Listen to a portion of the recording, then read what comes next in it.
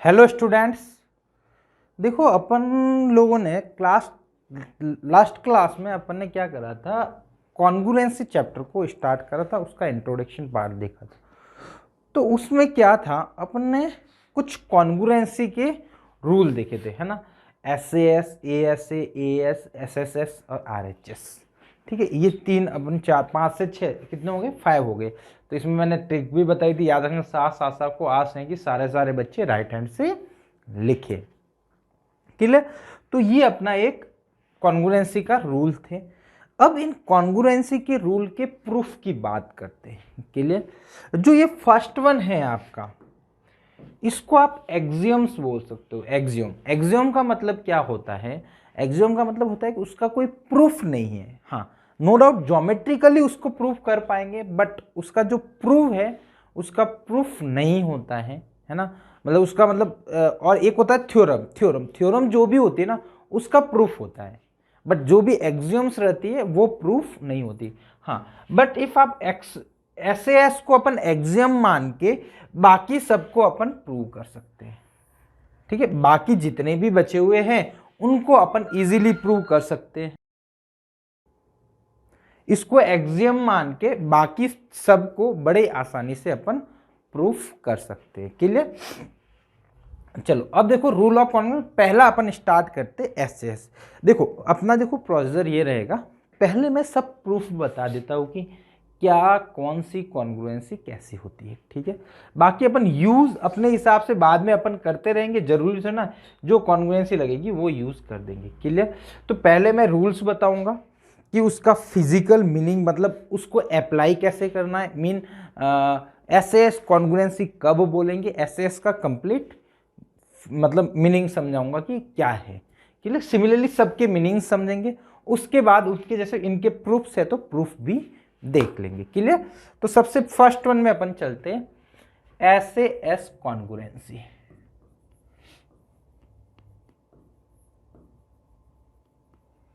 SAS side angle side congruency. Clear. तो देखो पहले तो ये देखते हैं कि कॉन्ग्रुएंसी होती क्या है, ये क्या बोलती है। क्लियर। इस कॉन्ग्रुएंसी का मीनिंग क्या है। तो देखो सपोज मैंने एक ट्राइंगल लिया। क्लियर। एक अपन ने ये इसको दूसरा बनाते रखो। एक ट्राइंगल लिया अपन ने ये। क्लियर। एक ट्राइंगल ये। ठीक है।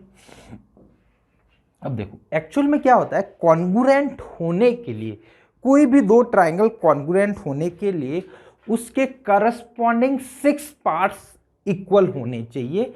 बट अपन क्या करते हैं, ये 3 पार्ट साइड एंगल साइड, इसका फुल फॉर्म भी बोले तो साइड एंगल साइड। देखो ये लिखने के तरीके में भी डिफरेंट है।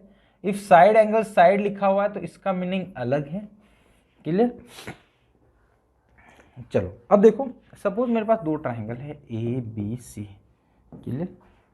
DEF, ये दो ट्राइंगल है। क्लियर।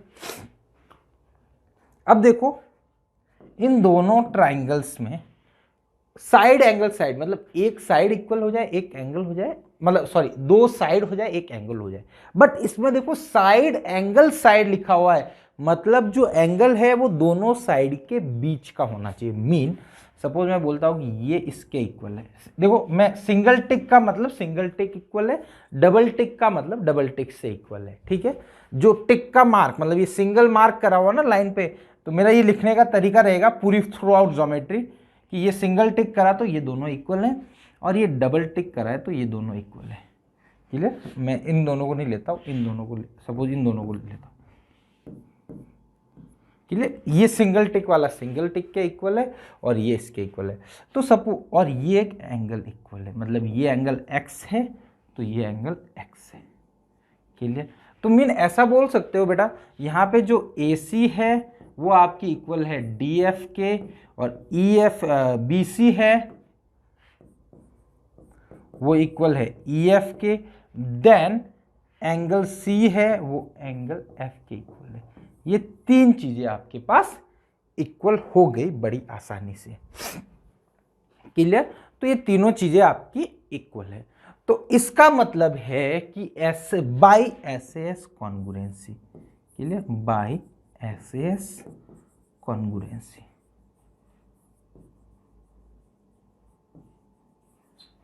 ठीक, एस कॉन्ग्रुएंसी से ट्राइंगल कॉन्ग्रुएंट हो जाएंगे, क्लियर। एस कॉन्ग्रुएंसी से ट्राइंगल क्या हो जाएंगे, कॉन्ग्रुएंट हो जाएंगे बड़ी इजीली, क्लियर। तो ये दोनों ही ट्राइंगल कॉन्ग्रुएंट हो गए। अब देखो कॉन्ग्रुएंट हो तो गए सर, बट इसको लिखना कैसे, देखो लिखने का मैं एक तरीका बताता हूँ, वो तरीका याद रखना, कभी भी गलती नहीं होगी, क्लियर। तो देखो इसका कलर चेंज कर लेते अपन।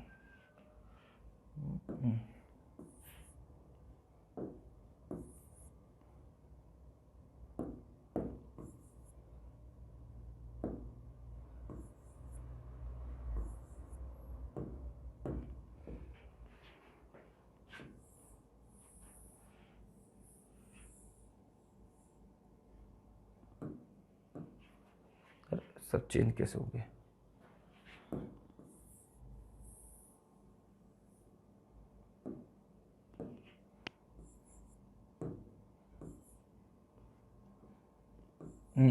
ये अब देखो by S congruency, S congruency से दोनों ट्राइंगल कॉन्ग्रुएंट हो गए। अब देखो जब अपन लिखते हैं ना, तो लिखने का तरीका भी करेक्ट होना चाहिए, ठीक है। तो देखो अपन क्या करो, आप इनमें से कोई भी एक पॉइंट पकड़ लो, जो आपकी इच्छा हो, कोई भी रेफरेंस पकड़ लो। सपोज किसी का मन करा सर मैंने तो बी को पहले पकड़ा, ठीक है डियर, आप बी को पकड़ ली, ठीक है। ट्राइंगल मैंने लिखा बी ए सी, अब कॉन्ग्रुएंसी का साइन, इसको कैसे भी घुमा लो, एक को पहले को आप आपकी जो इच्छा हो वैसे लिख लो, ठीक है।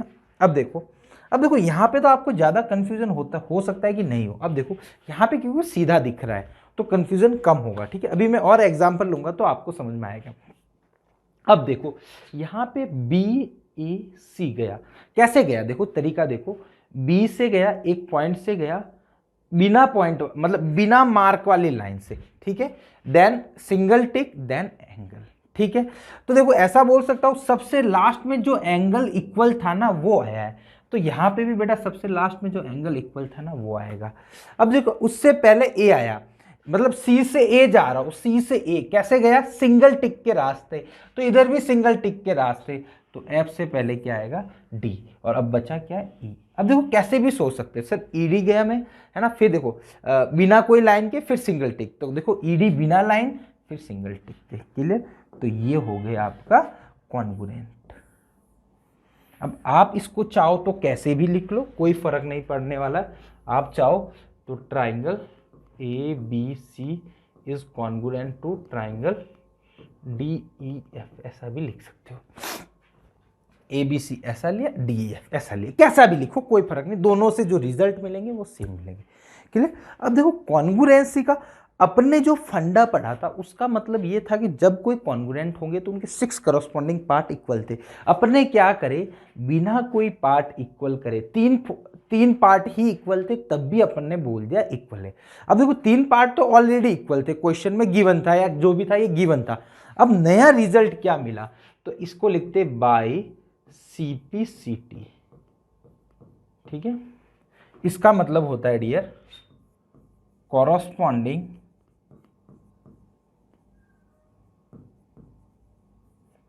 Part of congruent triangle,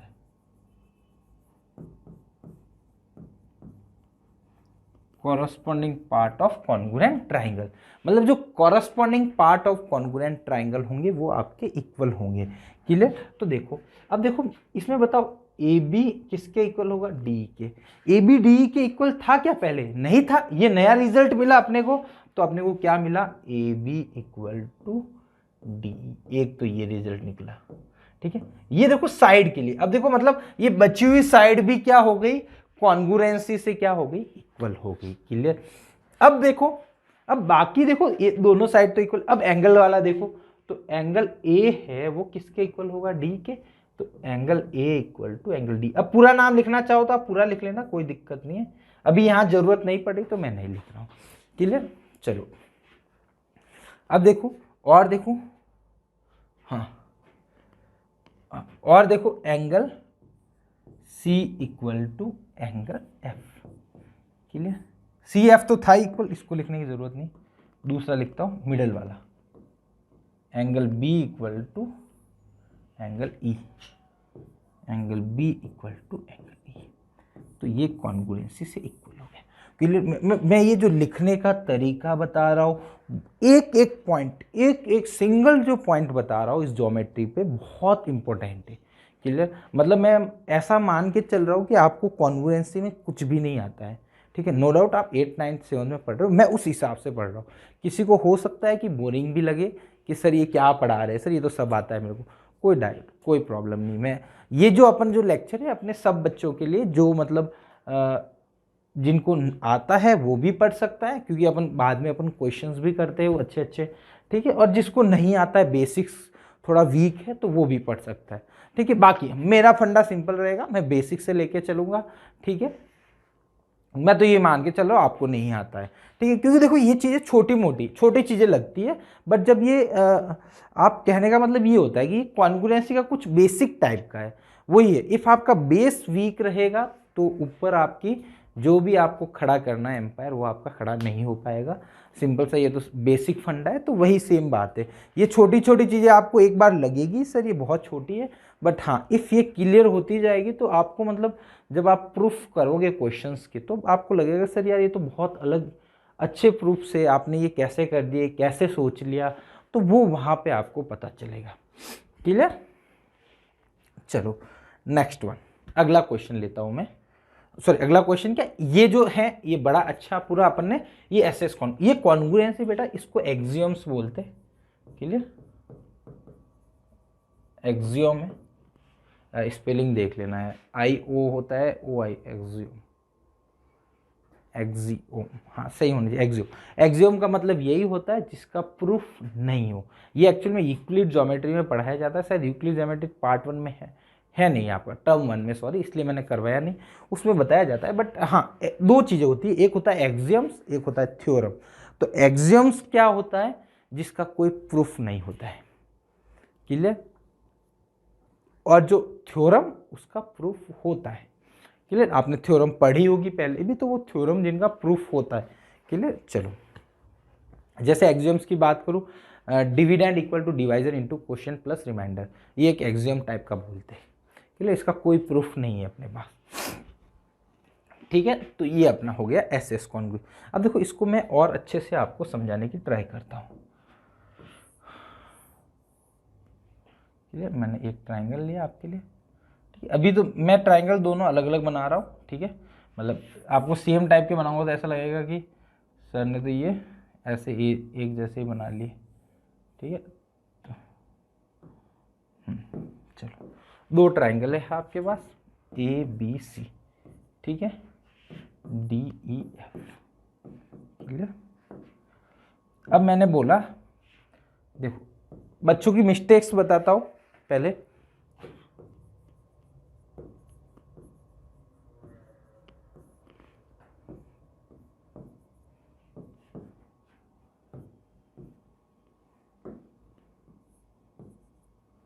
clear. ये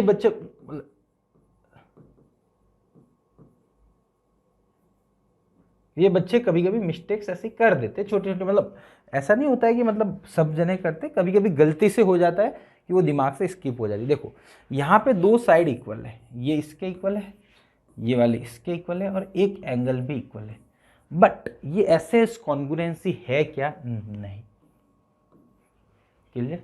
ऐसे कॉन्ग्रुएंसी नहीं है, क्यों, कि जो एंगल है अपन ने बात करा था, देखो ये एंगल दोनों के बीच में होना चाहिए, तो ये दो साइड है इसके बीच में, तो ये एंगल है, बट यहाँ पे ये एंगल बीच में है क्या, नहीं।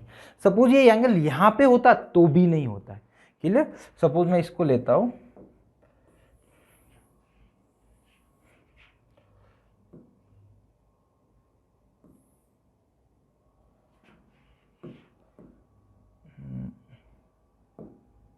ठीक है। सपोज ये एंगल यहां पे होता आपका, ये एंगल यहां पे होता x, या फिर यहां पे होता, कहीं पे भी होता, तो भी ये कॉन्ग्रुएंसी नहीं होती, तब भी ये एस एस होता या नहीं होता, नहीं होता। क्लियर, दोनों के केस में नहीं होता। देखो इसका मतलब एस एस का मतलब कभी भी ये नहीं है कि ट्राइंगल की दो साइड इक्वल होनी चाहिए और एक एंगल इक्वल होना चाहिए, इसका मीनिंग कभी भी ये नहीं है। इसका मीनिंग ये है कि दो साइड और इंक्लूडेड एंगल इक्वल होना चाहिए, मतलब उन दो साइड के बीच वाला एंगल आपका इक्वल होना चाहिए। आप ऐसे बोल सकते हो, दो साइड ले लो और इसके बीच वाला एंगल इक्वल, कोई भी दो साइड हो उसमें कोई भी तकलीफ नहीं है। अब दिखाता हूँ कि इसमें एक्चुअल में क्या है। जैसे सपोज मेरे पास ये ट्राइंगल, ठीक है, एक ये ट्राइंगल, ये मिस्टेक हो गया, ये ट्राइंगल, ठीक है। सपोज मैंने लिया ए बी सी, ठीक है, डी ई एफ, ठीक है। अब मैंने क्या बोला, ये इसके इक्वल है, क्लियर है ना, और एक ये इसके इक्वल है, क्लियर। और जो ये एंगल है ना डियर, ये एक्स है और ये भी एक्स है, क्लियर। तो ये सिंगल सिंगल वाले ये सब इक्वल है, क्लियर। अब देखो कभी कभी एंगल को भी, हाँ ठीक है, वो तो बाद में अपन जरूर करेंगे। अब देखो ये दोनों कॉन्ग्रुएंट है क्या, हाँ है। देखो ये साइड इसके इक्वल है, किसी के भी इक्वल हो कोई फर्क नहीं पड़ता, ये इसके इक्वल है, हाँ है सर। एंगल इसके इक्वल है, हाँ है। तो ये दोनों कॉन्ग्रुएंस है बाय एस एस कॉन्ग्रुएंसी।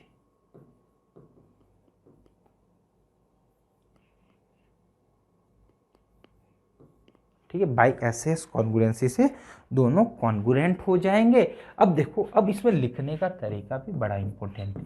पहले वाले में मैं भाग जाता हूँ, कैसे भी ए बी सी लिख लेता हूँ, ठीक है, कोई दिक्कत नहीं है।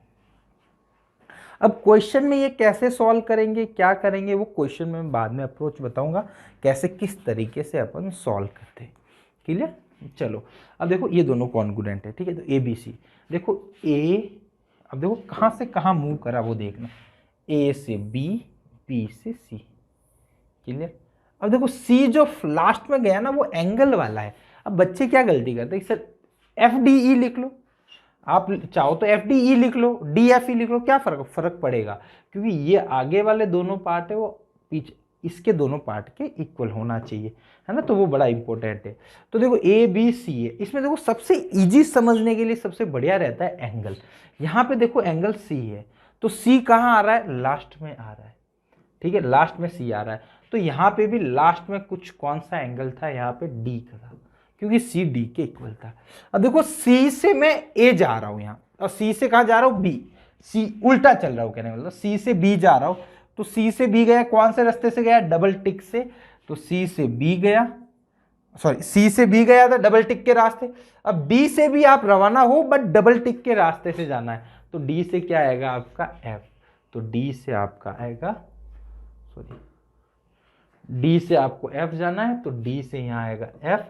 अब बचा क्या है, ई, ठीक है। तो बड़ा आसान हो गया। अब देखो ए बी आपका किसके इक्वल हो गया, सीपीसीटी से रिजल्ट लिखूं तो congruent part of corresponding, sorry corresponding part of a congruent triangle, clear. तो ए बी इक्वल टू क्या हो जाएगा डियर, ई एफ, क्लियर। तो ये देखो ए बी और ई एफ बची हुई साइड्स इक्वल हो गई। सिमिलरली तीनों एंगल्स भी इक्वल हो जाएंगे। दो एंगल तो, सॉरी एक एंगल तो आपको दिया हुआ है, एंगल बी किसके इक्वल हो जाएगा, एंगल बी हो जाएगा एंगल एफ के इक्वल, और एंगल सी किसके इक्वल हो जाएगा, एंगल डी के इक्वल। सी डी के इक्वल तो था ही, सॉरी ये लिखने की जरूरत नहीं, एंगल ए हो जाएगा एंगल ई के इक्वल। तो ये आपका एस एस कॉन्ग्रुएंट हो गया, चलिए। अब सर बोलो सर इसको ये ए बी सी लिखना जरूरी है, नहीं आप कुछ भी लिखो, मैं तो इसको देख के लिखता हूँ सर। मैं तो लिखूंगा बी सी ए।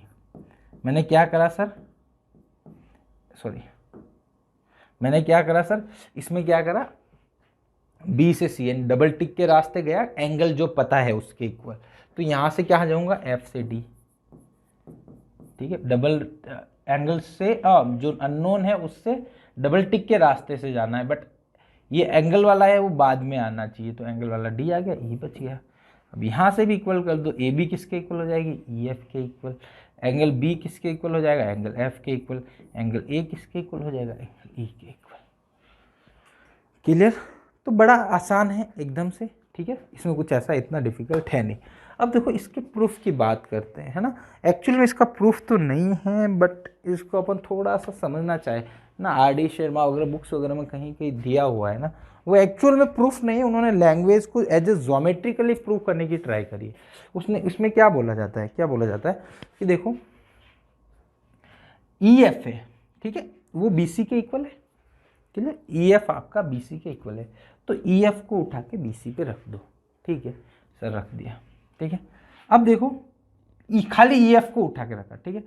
फिर देखो मेरा क्या बोल रहा हूँ कि ये यहाँ पे जो एंगल है ये भी एक्स है और ये भी एक्स है, ठीक है।